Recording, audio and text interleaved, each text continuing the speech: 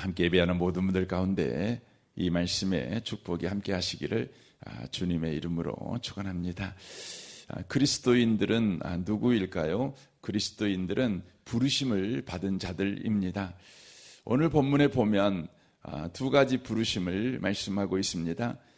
예수 그리스도의 사도로 부르심을 받았다. 또 2절에서는 그리스도 예수 안에서 거룩하여지고 성도라 부르심을 받았다. 이렇게 말씀을 하고 있습니다. 여기에 부르심을 보면 두 가지인데 하나는 교회로 부르심을 받았다. 이것을 성도로 부르심을 받았다. 이렇게 표현을 합니다. 이 교회라고 하는 이 헬라어 단어는 바로 바깥 그 세상에서 부르심을 받은 자라는 의미의 말입니다. 그러니까 세상에서 부르심을 받았다. 이게 바로 교회라는 것이죠.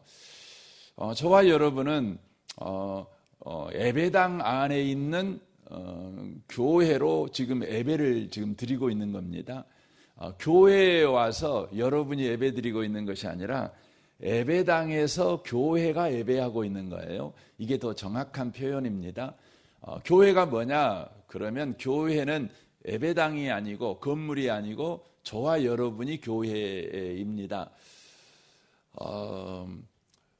항상 저와 여러분이 내가 교회다. 교회가 뭐냐? 그러면 세상에서 바로 부르심을 받은 자. 어디로요? 주님에게로.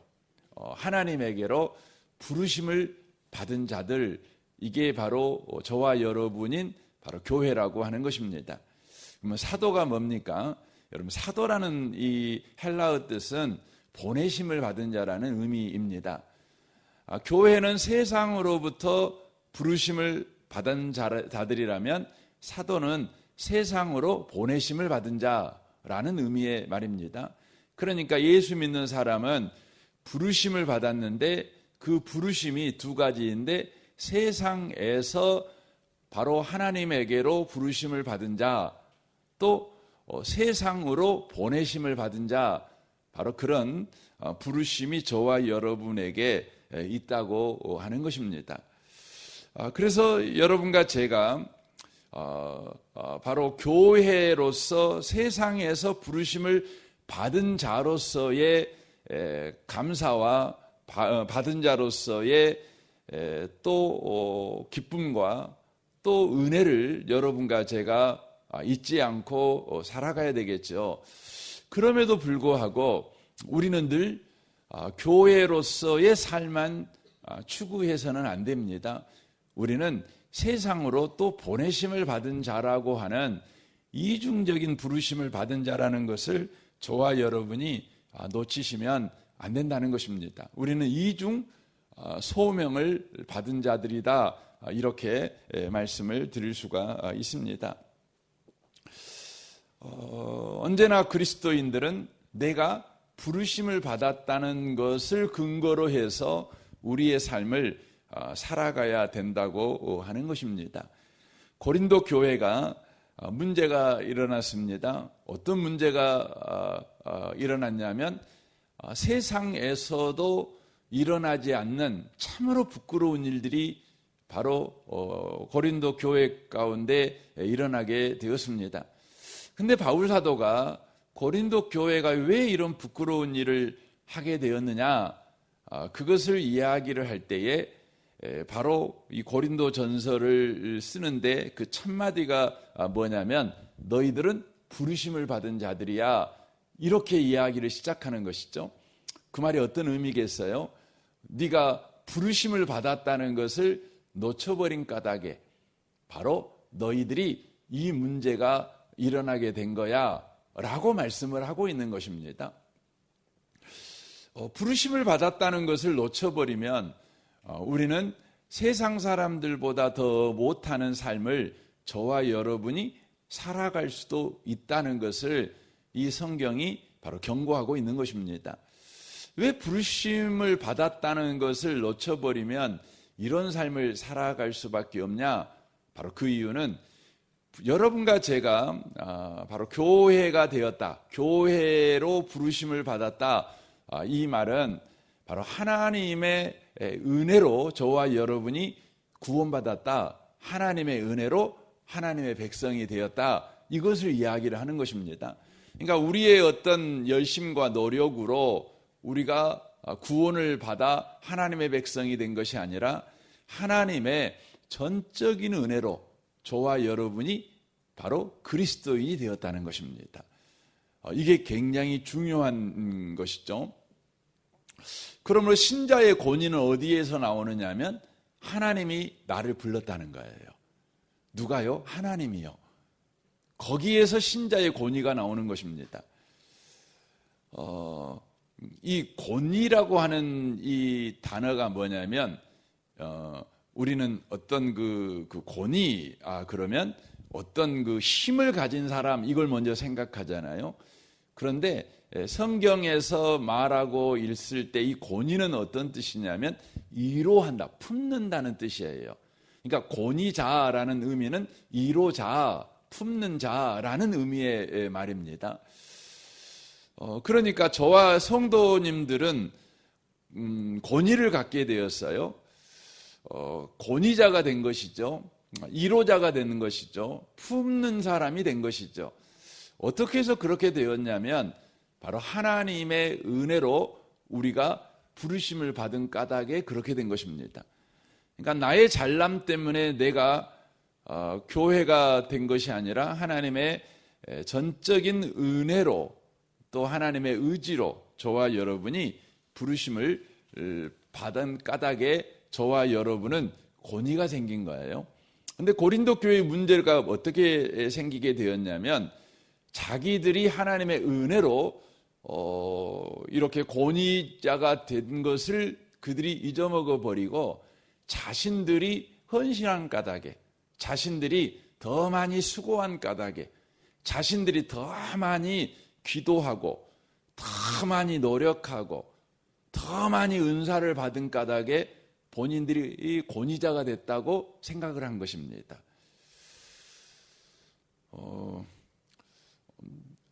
그래서 어떤 일이 벌어지게 되었냐면 내가 너보다 잘났어, 내 말이 네 말보다 더 능력이 있어, 내 말이 너보다 더 힘이 있어, 내 말이 네 말보다 더 옳아, 이렇게 된 것입니다.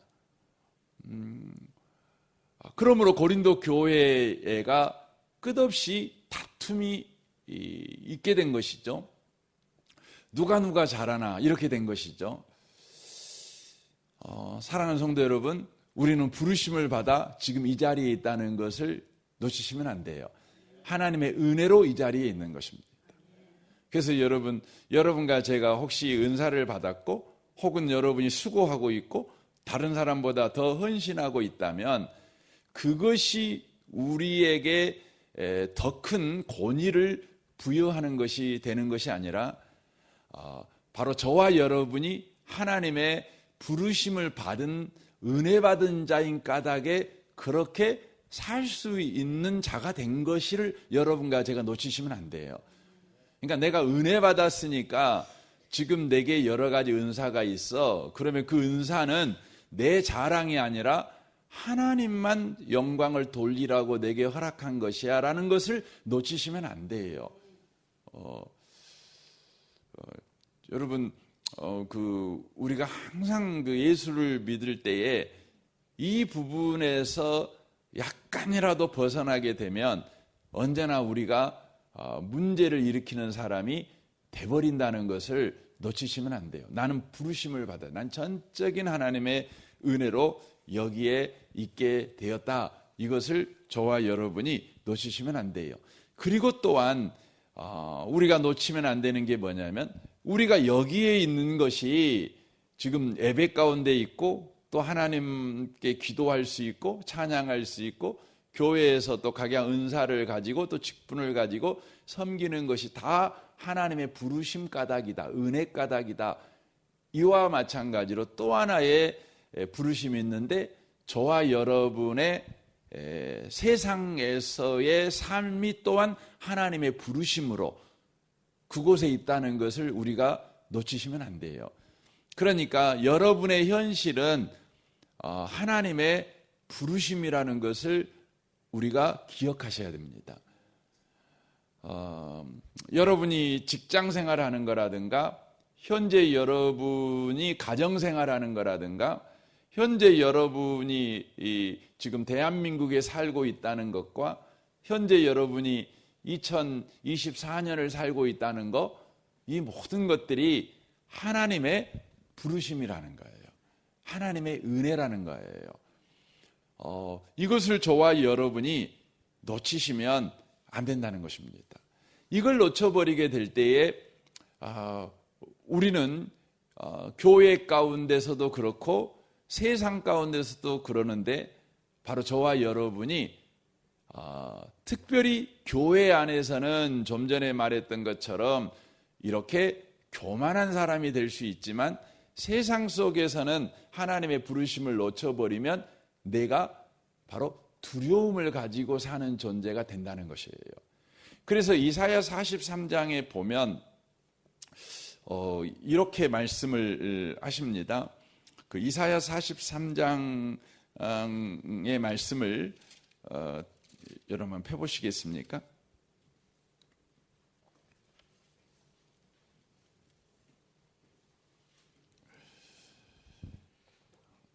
이사야 43장 1019페이지에 있습니다.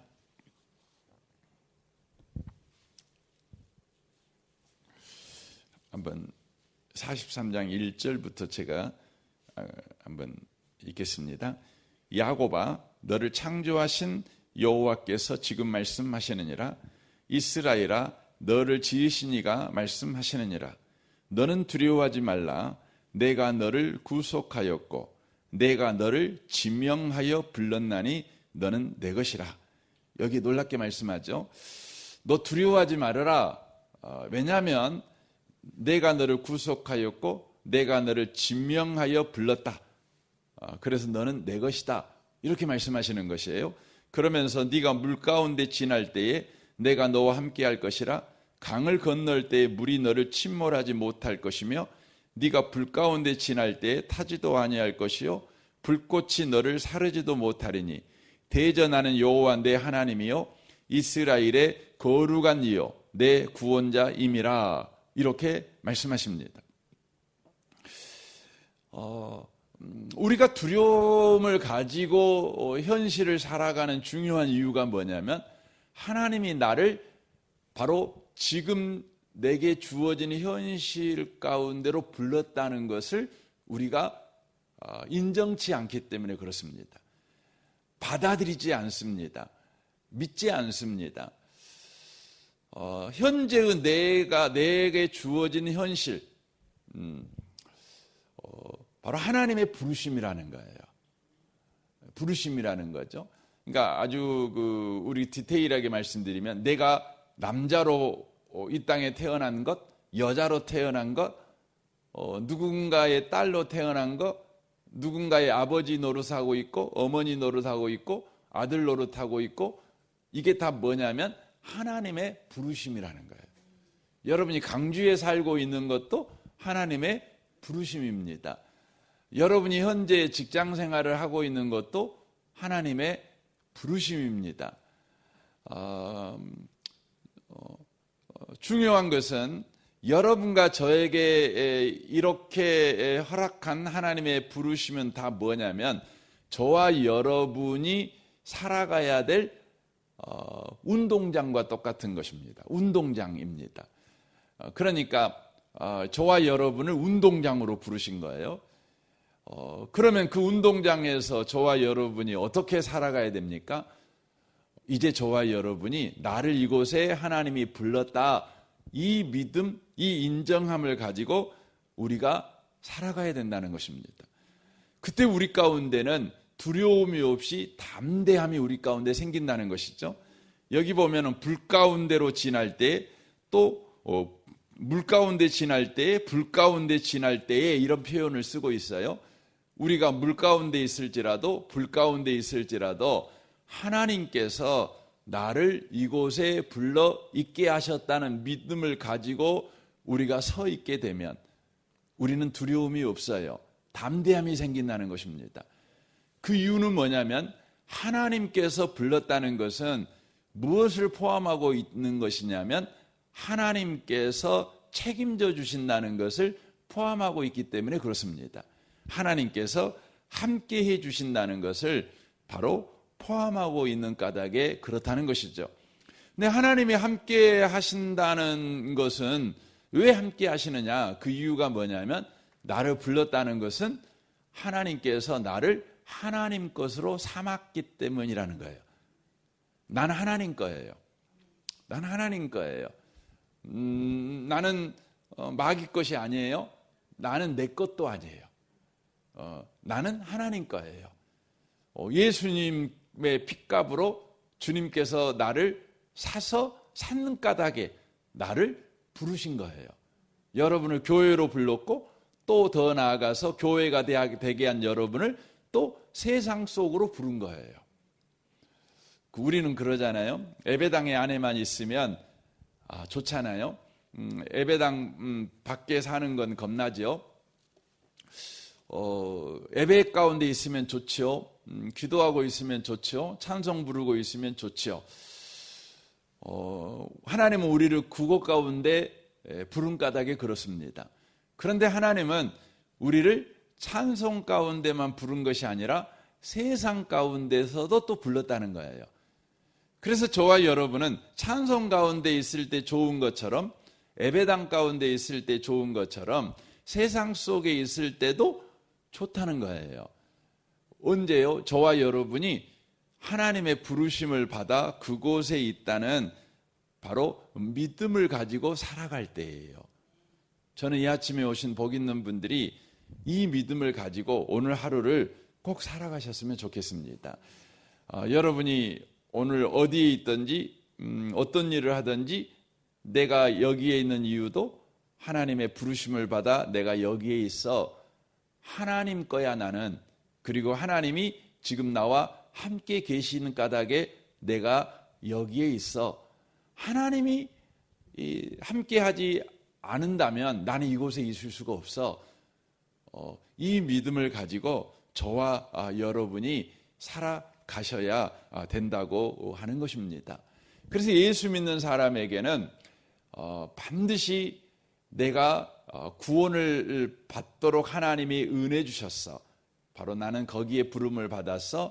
은혜 받은 나는 또한 세상 속으로 또 보내심을 받은 자야. 하나님이 세상에서 나를 불렀어.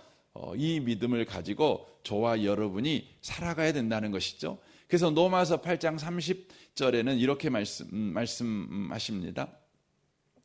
또 미리 정하신 그들을 또한 부르시고 부르신 그들을 또한 의롭다 하시고 의롭다 하신 그들을 또한 영화롭게 하셨느니라 라고 되어 있습니다. 우리를 불렀대요. 불러갖고 뭐 하느냐? 의롭게 하신대요. 의롭다 하신대요. 그리고 부르신 우리들을 영화롭게 하신대요. 이 말은 이런 의미를 가지고 있어요. 하나님이 우리를 어디로 불렀다고요? 교회로 불렀어요. 또 하나는 세상으로 불렀어요. 그러니까 교회와 세상은 하나님께서 나를 의롭게 만들고 영화롭게 만드는 장소라는 것을 우리에게 말해주고 있는 것입니다.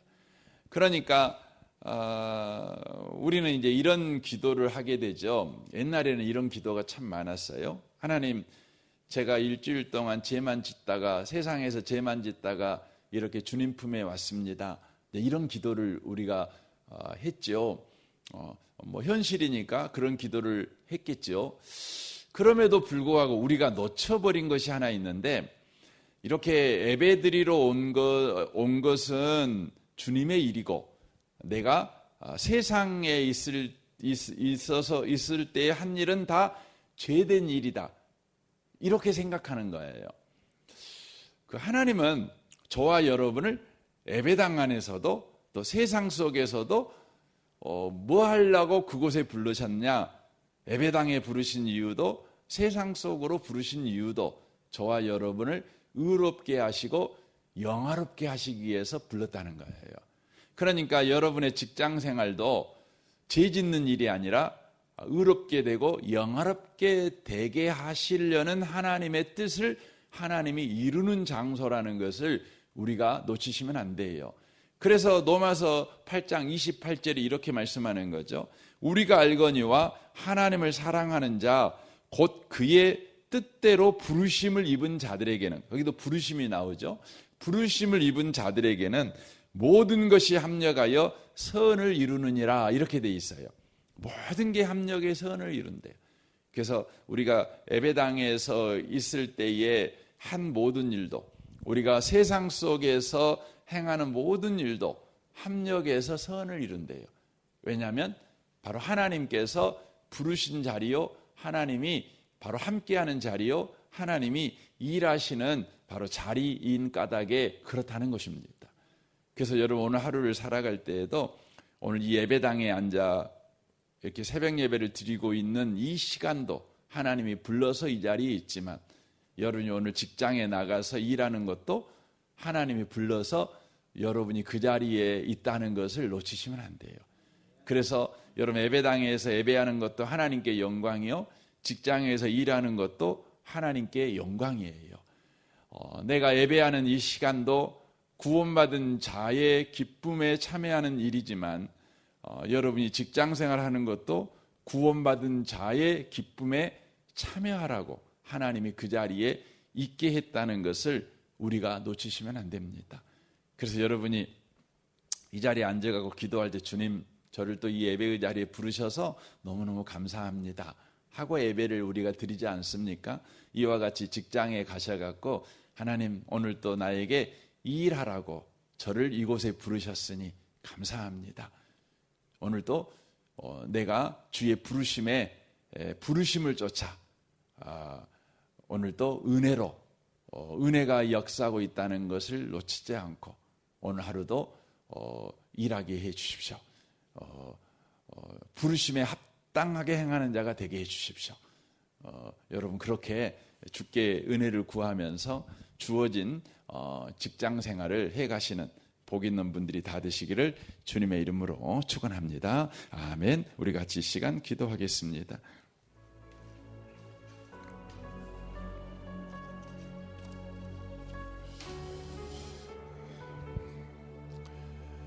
예수 믿는 사람은 안과 밖으로 부르심을 받은 사람입니다. 세상에서 하나님에게로 부르심을 받은 자이지만, 하나님의 백성으로 또 부르심을 받은 자이지만, 또 하나님의 백성으로 세상으로 또 부르심을 받은 자입니다. 주님이 이중의 부르심, 이중 소명을 받은 자인 것을 우리가 기억하고, 우리가 어디에 있든지 우리는 부르심을 받은 까닭에 그곳에 서 있다는 것을 기억하게 하시고, 내가 어디에 있든지 하나님이 함께하고 있으며 하나님의 것으로 그곳에 서 있음을 놓치지 않는 오늘 한날 살아내게 해 주옵소서. 성도들을 위해서 기도하시고 여러분의 가정생활과 또 직장생활을 위해 기도해 주십시오. 교회를 위해 기도할 때 우리 초등학생 아이들, 우리 교회 아동부를 위해 기도해 주십시오. 윤덕진 전사님과 교사 순장들을 위해 기도해 주시고, 우리 아동부 아이들 한 명 한 명 이름을 부르며 기도해 주십시오. 용복마을을 위해 기도해 주시고, 마을장 되는 장로님과 순장 순원을 위해 기도해 주십시오. 샤인 코스를 위해 기도해 주십시오. 게스트와 섬김이들을 위해 기도해 주십시오. 이 나라, 이 민족, 북한과 열방을 위해서 여러분 기도해 주십시오. 어제 뉴스를 보니까 파푸아 뉴기니 태평양에 있는 그 섬나라이죠. 조그마한 나라가 아니라 굉장히 여러분 큰 나라입니다. 우리나라보다 한 4배나 큰 섬나라인데, 그곳에서 어제 산사태가 일어나서 동네 6개가 덮여져서 2,000명 이상의 사람들이 지금 흙 속에 매몰되어 아마 다 죽었을 것입니다. 어느 아주머니가 나와서 울면서 지금 저 흙 밑에 18명의 내 가족들이 지금 묻혀 있어요 라고 말하는 그 인터뷰를 들었는데, 또 그들의 그 그 울부짖고 아파하는 표정을 봤는데 참 마음이 아팠습니다. 하나님, 저들을 위로해 주십시오. 인간의 방법으로는 위로할 방법이 없습니다. 주님만이 저들에게 소망이 되어 주시고 위로가 되어 주십시오. 이 땅에 파푸아 누기니에 일어난 이 산사태,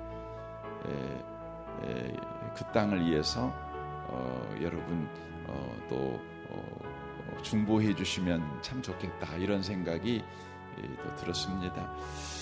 여러분, 러시아와 우크라이나 전쟁, 우크라이나 땅에 또 그냥 대형 마트에다가 폭탄을 떨어뜨려 가지고 또 많은 사람이 죽고 다치고 그랬습니다.